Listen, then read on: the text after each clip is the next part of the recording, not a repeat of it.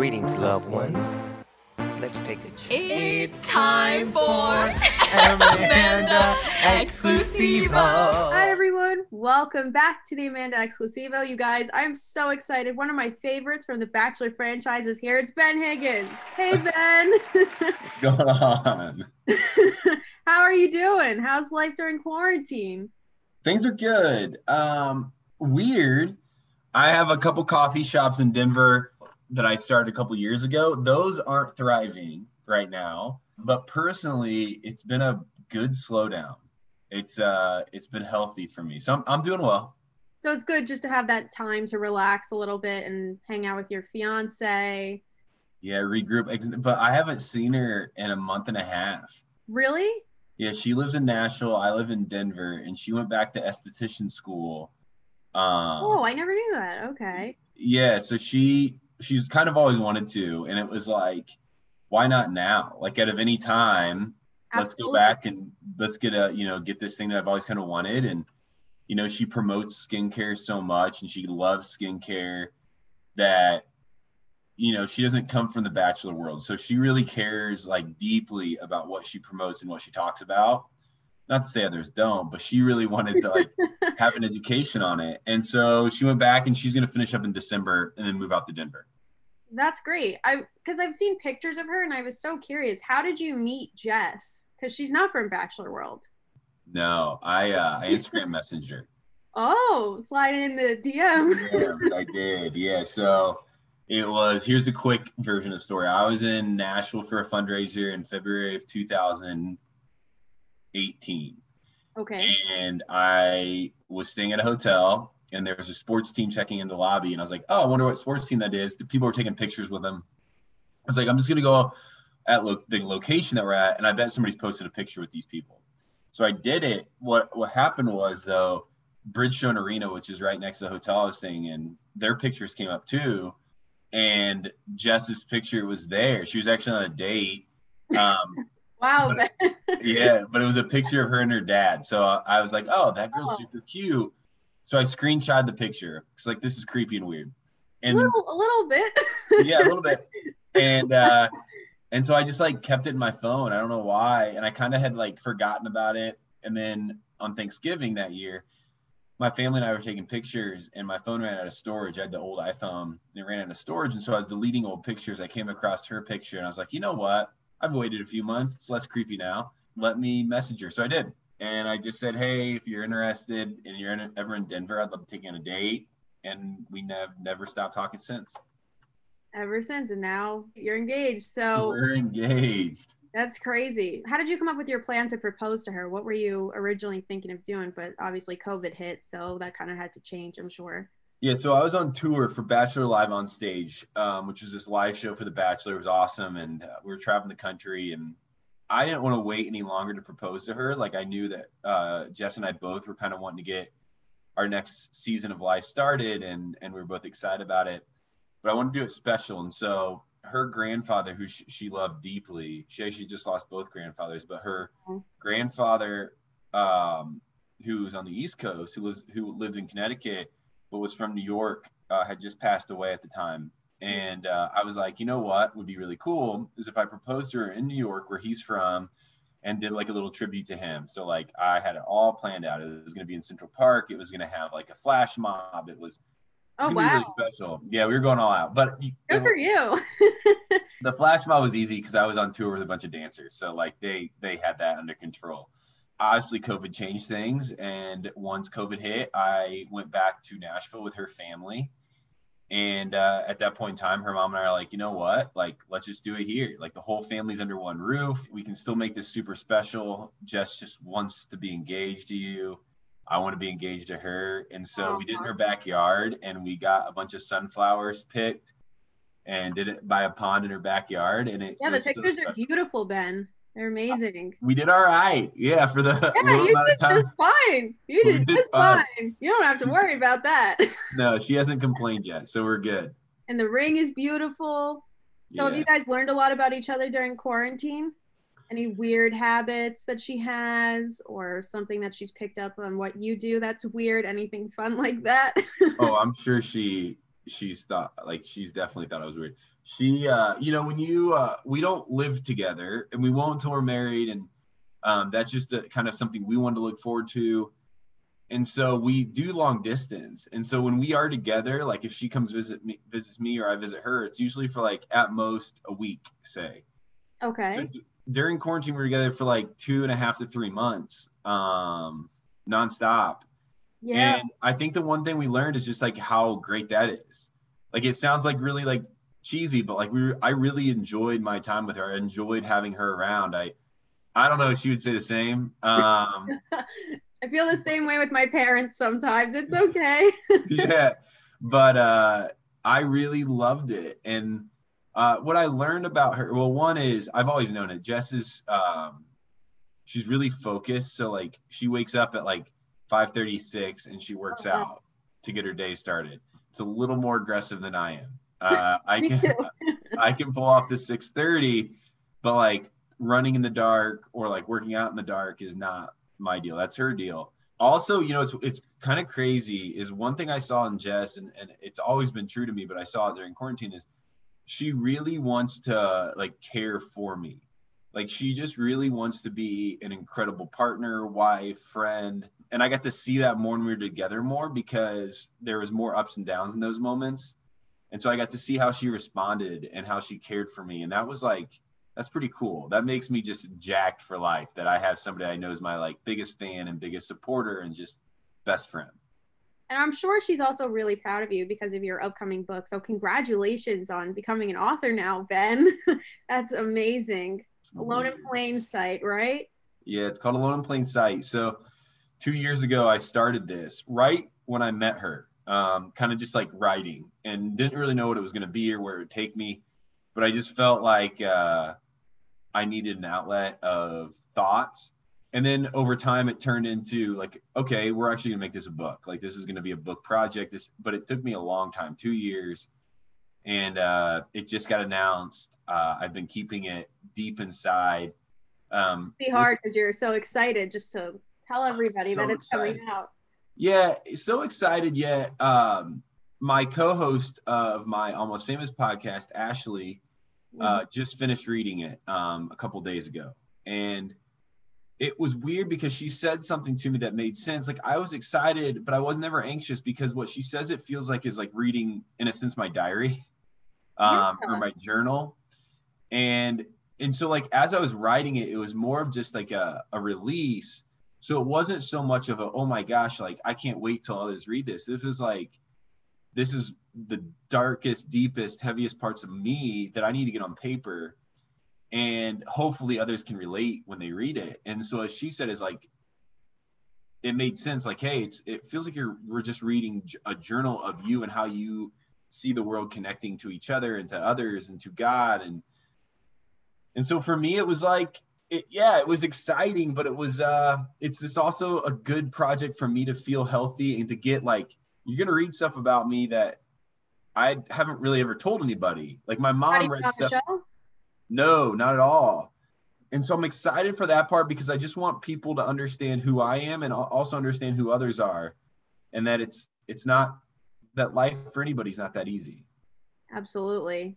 I know that for sure, especially right now. These unprecedented times, it's crazy because everyone's just stuck at home and we're just so bored, but you got to make the most of it. I can't wait to read your book, Ben. Is there something that your fans can look forward to when reading it? Maybe something we don't know about you that you could give a little spoiler alert to?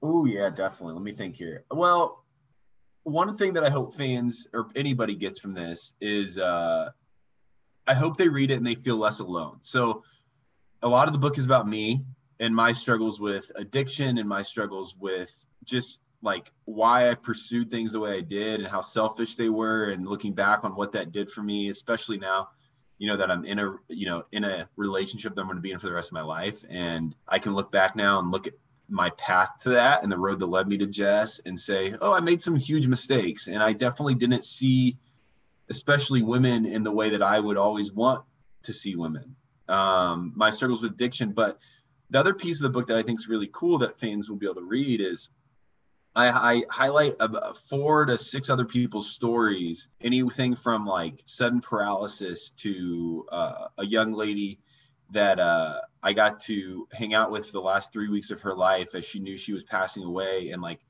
when she was like 22, and like, what does it look like? Older than me. Yeah. When you know you're passing away and like life is flashing before your eyes and you can't stop it. Or somebody that's had to be literally in a bubble, like in an isolated like bubble due to their immune system for years of their life. And I get to interview these people who are friends of mine and who I built good relationships with, who I get to put on paper for others to read now. And I think for anybody, I think that's going to be, I hope it's somewhat like healing, because it just helps other people know that like there's heavy stuff going on in this world and we need each other more than ever to connect with.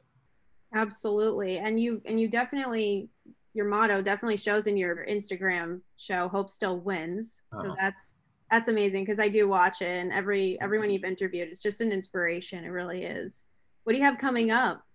Yeah, so the Hope Still Wins thing is a really crazy little deal.